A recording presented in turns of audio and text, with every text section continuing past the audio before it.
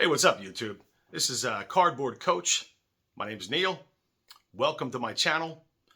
I have been collecting for a very long time, ever since I was a young kid. And I've been watching YouTube for about the past year and a half, 2 years, and have grown to really enjoy it. There's a lot of guys out there I subscribe to, watch things about the hobby, see some new cards, cards I've had before, cards I own, cards I've never seen before. And I figured, you know what, I'm going to throw my hat into the ring. I've been thinking about this for some time, and hopefully you guys like it. If you do, hit like and subscribe, and I would appreciate it. So I have been collecting a long time and been thinking about making a YouTube video myself, and have always been putting it off until yesterday. So yesterday was mail day, and I received in the mail a card that I had only seen once before. And, you know, I was blown away by the image and just how unique it was. So maybe you guys might know something about this. I don't. I've talked to a couple guys that are familiar with this player, and they know a little bit about it. I was able to find an auction that sold the entire set. I'm going to tell you about it right now. So this is a 1965 Come Alive Willie Mays. As you can see, it is a black and white. It's a little bit smaller than a postcard. It's 3 3/4 inches by 5. It just says Willie Mays on the front, but on the back, there are 2 images of Willie Mays, kind of like a little check swing action. So what this is, it's a 1965 Come Alive Sports Thrills set. And besides being made in 1965, here's what I know about the set. There were 5 players produced. 2 baseball, Willie Mays, of course, Whitey Ford. There was Y.A. Tittle, the quarterback, and 2 wrestlers, Bruno Sammartino and Jerry Graham. Not a lot is known about the set. Even the auction description really couldn't talk about how it was produced or how it was distributed. But it did come with like some 3D type glasses where you would kind of put them on your head, look at the back of the card, pull a tab in and out, and it would go back and forth, I'm assuming, between the images, thus creating a come alive effect. Now, just a little bit of further research. I did a quick Google search, and Pepsi Cola had a campaign back in 1965 called Come Alive. I don't know if there's any correlation with Pepsi Cola and this set. There could be, there may not be. I don't know. If anyone out there knows what this is, I know there's some Mays guys I follow. I'd love to hear it. I have it out on a couple message boards. We'll see what the response are. But hey, so I was thinking, I can't just talk about this card for my first ever piece. So I pulled out a couple cards from my collection.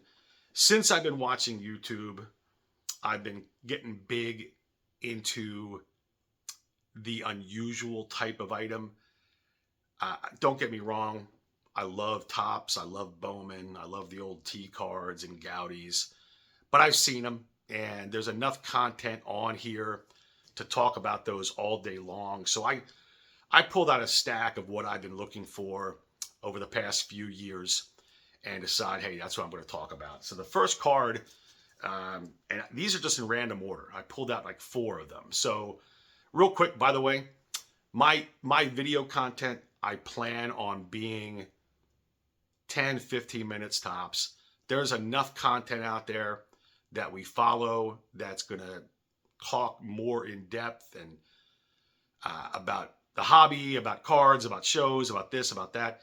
And I watch it. I don't want to bore you guys with the same old thing. So I'm just going to show you a couple cards. We all like looking at cards.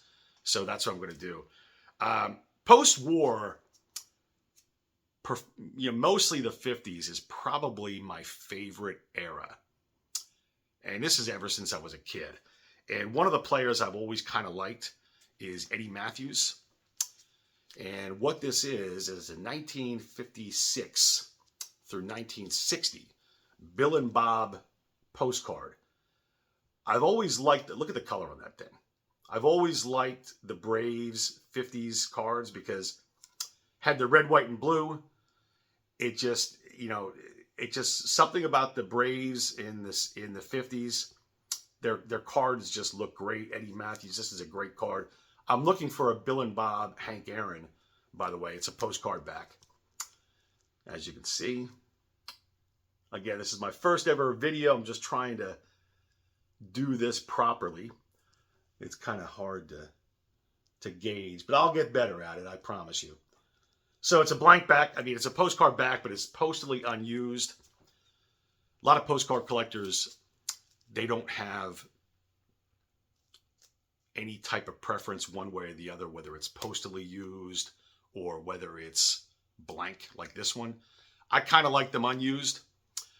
But I do have a few that are used. Those are mostly period pieces. I'll get to those at another time, where it is kind of cool to see, hey, wish you were here, having a great time in wherever they were at. So, and that's the thing about postcards. There's so many different types of communication nowadays. Phone calls, on your cell phone. I mean, it doesn't even have to be from the hotel room. There's texts, there's emails, there's so many different ways. Facebook, various forms of social media where you can tell people where you're at and let them know what's going on. Back in the day, it was a postcard. So you would have to write on it, hey, put that person's address, I'm here, having a great time, wish you were here, and all that good stuff. So typically, you'd get the postcard in the mail, and you probably would toss it. So I like the postcards. These are, it's just a different type of avenue to go down, and I really, really enjoy it. I'm going to save my rarest postcard for last. This is a really cool Jimmy Pearsall Neptune Sardines. So Jimmy Pearsall was a very unique player, great defensive player. Wasn't that great of a hitter. On the back, it's got a nice little advertisement for Neptune Sardines. And, it's just pretty cool. And what it says, it's just a little blurb about Neptune Sardines with a nice little logo. I like kind of stuff like this. These are cheap. But if you're a postcard collector, to me, it's a must-have. The player itself, kind of an oddball for an oddball type issue as well. Everyone needs a Mickey Mantle. So we've seen the 52 tops ad nauseum. We've seen all the 50s, all the 60s tops. They're on every channel, it seems like. I haven't seen this. It's a 1958 Holiday Inn postcard. Mickey Mantle, again, postally unused. So back in 1958, late 1957, Mickey was approached by someone from someone he knew, a businessman in Oklahoma, to put up a Mickey Mantle Holiday Inn. Mickey bought into it. All he had to do was just kind of be a spokesperson.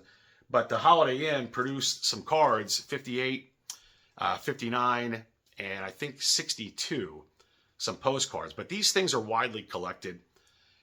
They're gaining popularity. Back in the day, you could get those for pretty cheap. Now they're in mid-grade, $500 to $700, $800 or more. But I've seen collectors with bars of soap, with ashtrays, with coasters, you name it. Mickey Mantle, Holiday Inn, they put out a lot of that kind of stuff. So the final piece I want to talk about, again, this is my first ever content piece, so I'm going to see if you guys like it or not.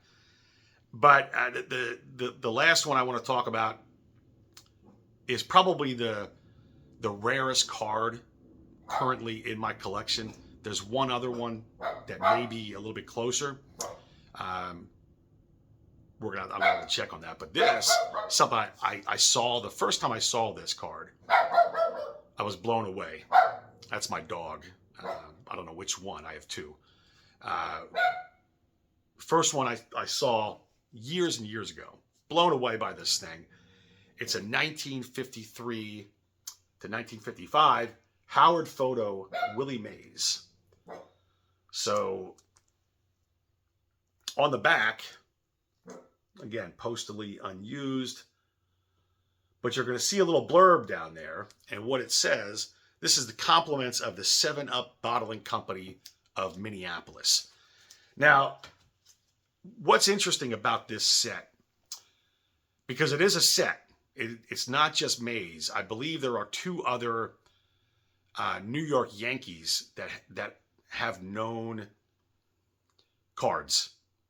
But there isn't a checklist. That is unknown because this company, they believe, may have produced a lot more, but trashed them. So they come in two different styles, regular postcard back and the one I just showed you. Now, the reason, I have a theory about this. So in the early 50s, a lot of players commissioned companies like Howard Photo to make a postcard. Ball clubs did the same thing.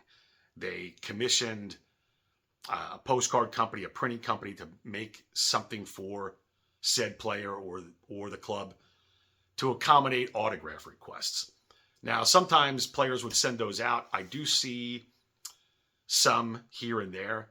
I know Jimmy Fox was famous for that, and he's got a very popular postcard for the same thing.